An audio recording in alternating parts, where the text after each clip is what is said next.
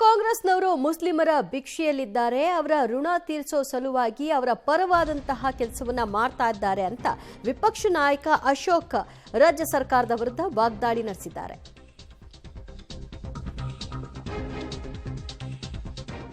ಕಾಂಗ್ರೆಸ್ನವರು ಮುಸ್ಲಿಮರ ಭಿಕ್ಷೆಯಲ್ಲಿದ್ದಾರೆ, ಋಣ ತೀರಿಸೋ ಸಲುವಾಗಿ ಮುಸ್ಲಿಮರ ಪರವಾಗಿ ನಿಂತಿದ್ದಾರೆ ಅಂತ ರಾಜ್ಯ ಸರ್ಕಾರದ ವಿರುದ್ಧ ವಿಪಕ್ಷ ನಾಯಕ ಅಶೋಕ್ ವಾಗ್ದಾಳಿ ನಡೆಸಿದ್ದಾರೆ. ಮೈಸೂರು ಗಲಭೆಯಲ್ಲಿ ಪೊಲೀಸರ ಮೇಲೆ ಹಲ್ಲೆ ಆಗಿದೆ. ಪೊಲೀಸರು ಮುಂಜಾಗ್ರತಾ ಕ್ರಮ ತೆಗೆದುಕೊಳ್ಳದಿದ್ರೆ ಕಠಿಣ ಕ್ರಮ ಅಂತ ಹೇಳ್ತಾರೆ. ಠಾಣೆ ಹೊತ್ತಿ ಉರಿದಿತ್ತು ಆ ದಿನ. ಅವನ್ಯಾವನೋ ಕಳ್ಳ ಭಾಷಣ ಮಾಡಿ ಬೆಂಕಿ ಹಚ್ಚಲು ಪ್ರಚೋದನೆ ಕೊಟ್ಟು ಈಗ ತಲೆಮರೆಸಿಕೊಂಡಿದ್ದಾನೆ.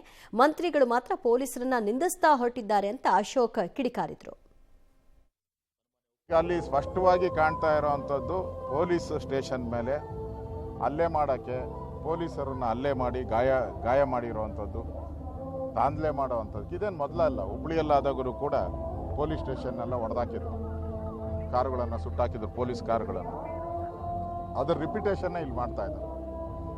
ಪೊಲೀಸರೇನಾದರೂ ಮುಂಜಾಗ್ರತಾ ಕ್ರಮ ತೆಗೆದುಕೊಂಡಿರಲಿಲ್ಲ ಅಂದರೆ ಇಡೀ ಪೊಲೀಸ್ ಸ್ಟೇಷನ್ನು ಹತ್ತಿ ಉರಿತಾ ಇತ್ತು, ಇಡೀ ಪೊಲೀಸ್ ಸ್ಟೇಷನ್ ಧ್ವಂಸ ಆಗ್ತಾ ಇತ್ತು. ಆದರೆ ಪೊಲೀಸರು ಎಚ್ಚರಿಕೆಯಿಂದ ಕ್ರಮ ತೆಗೆದುಕೊಂಡು ಅಲ್ಲಿ ಯಾವುದೇ ಅನಾಹುತ ಆಗದಂಗೆ ಮಾಡಿದ್ದಾರೆ.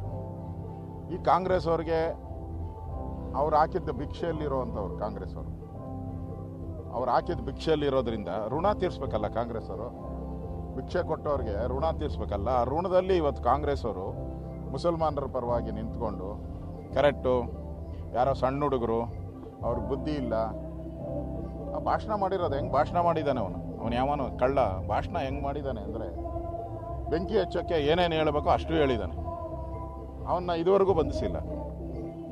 ಎಲ್ಲ ಮಂತ್ರಿಗಳು ಪೊಲೀಸವ್ರಿಗೆ ಕಾಮನ್ ಸೆನ್ಸ್ ಇಲ್ಲ, ಈ ಥರದ್ದೆಲ್ಲ ಪದ ಉಪಯೋಗಿಸ್ತಾರೆ. ಪೊಲೀಸವ್ರಿಗೆ ಸಂಬಳ ಕೊಡೋದು ಇವ್ರ ಅಪ್ಪನ ಮನೆಯಿಂದ, ಕಾಂಗ್ರೆಸ್ ಅವ್ರ ಅಪ್ಪನ ಮನೆಯಿಂದ ಸಂಬಳ ತಂದು ಕೊಡ್ತಾ ಇಲ್ಲ.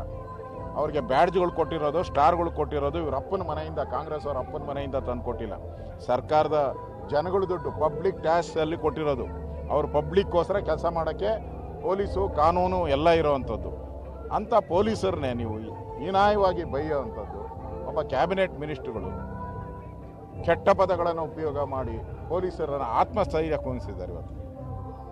ಮತ್ತು ಪೊಲೀಸರಿಗೂ ಒಂಥರ ನಂಬಿಕೆ ಹೊರಟೋಗಿದೆ ಸರ್ಕಾರದ ಮೇಲೆ. ಯಾಕಂದರೆ ಹುಬ್ಳಿಯಲ್ಲಿ ಕೇಸ್ ಹಾಕಿದ್ರಿ, ವಾಪಸ್ ತೊಗೊಂಡ್ರು ಕ್ಯಾಬಿನೆಟ್ಟಲ್ಲಿ. ಇಲ್ಲೂ ಕೇಸ್ ಹಾಕಿದ್ರೆ ವಾಪಸ್